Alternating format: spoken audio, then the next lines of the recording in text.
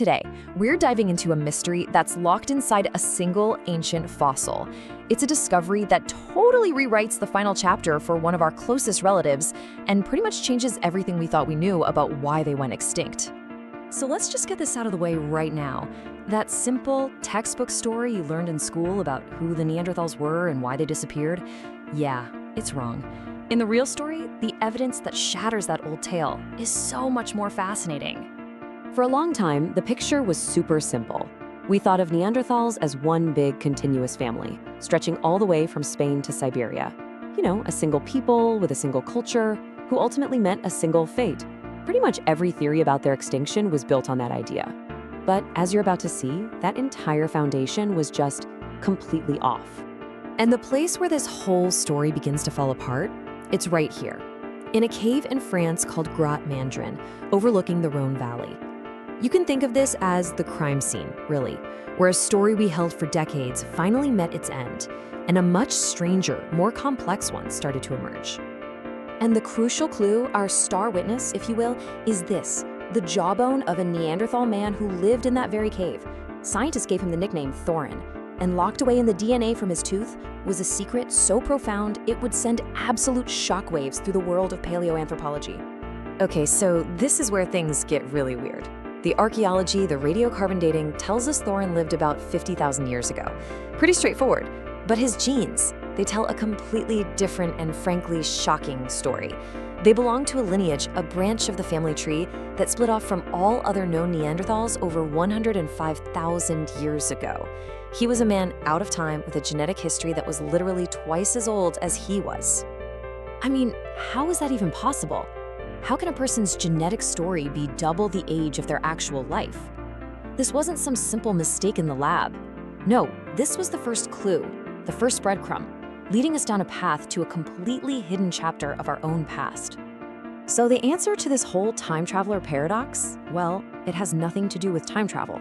It has everything to do with a period of isolation so long and so complete that it's actually hard for us to wrap our heads around. This discovery gave us this incredible new concept, the ghost lineage.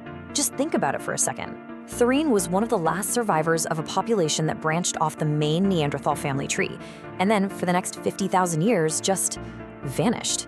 They lived, they evolved, they died, all while being completely hidden from the rest of the world and, until this discovery, entirely hidden from science. So you're probably wondering, what kept them so isolated? Were they trapped by giant mountains or massive ice sheets? Nope. And this is the craziest part. Thorin's people lived right next door to other Neanderthal groups. The barriers that kept them apart for millennia weren't made of rock or ice. They were social. They were cultural. They were, for all intents and purposes, walls of the mind. And we know this for a fact. We've got the receipts. The archaeology shows us that Thorin's people used a completely unique style of stone tools, a distinct cultural signature called the post-Neronian II. This wasn't just a different way to make a spearhead, this was their identity. It was a badge that basically screamed, "We are S and you are not." You know, this discovery completely flips the script on how we view Neanderthals. As the lead researcher, Ludovic Slimak, puts it, we're now forced to imagine Neanderthals having these rigid social rules for defining us versus them, a level of cultural complexity that, for the longest time, we thought was exclusive to our own species, Homo sapiens. All right, so all of this deep cultural isolation created a social map of Neanderthal Europe that is, well, it's just incredibly strange and paradoxical. You would think his closest genetic relatives would be in the next valley over, right? Well, you'd be wrong.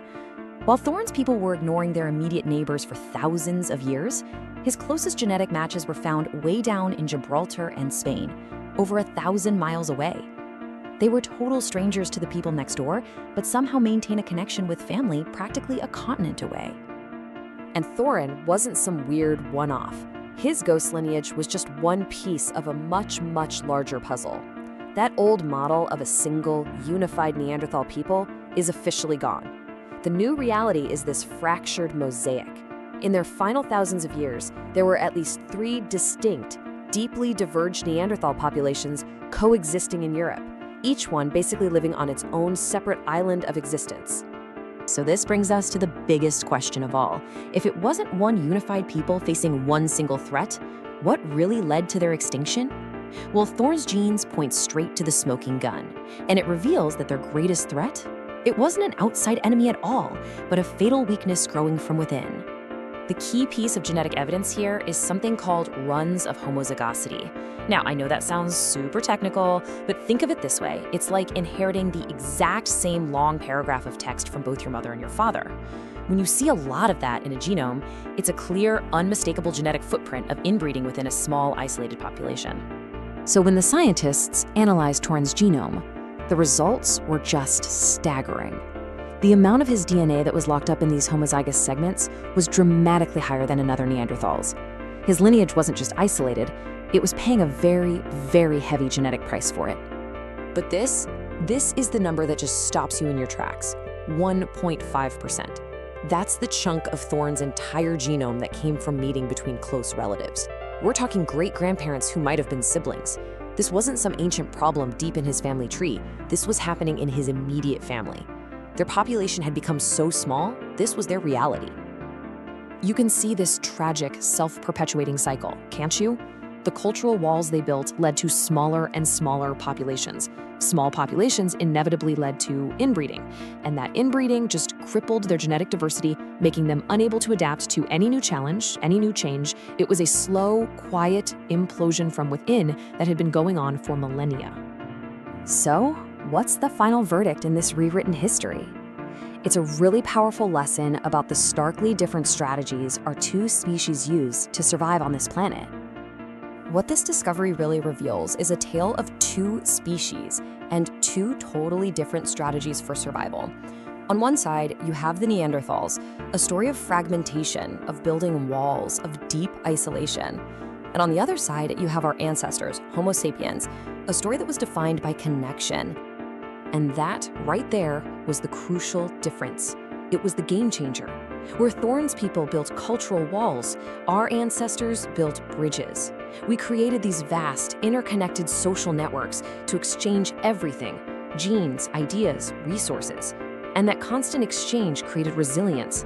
It was our ultimate evolutionary advantage. In the end, the Neanderthal extinction might not be a simple story of us versus them. Maybe it's a profound cautionary tale about the evolutionary consequences of isolation. And it leaves us with a question that echoes from their deep past right into our present. What is the price we pay when we lose our ability to connect?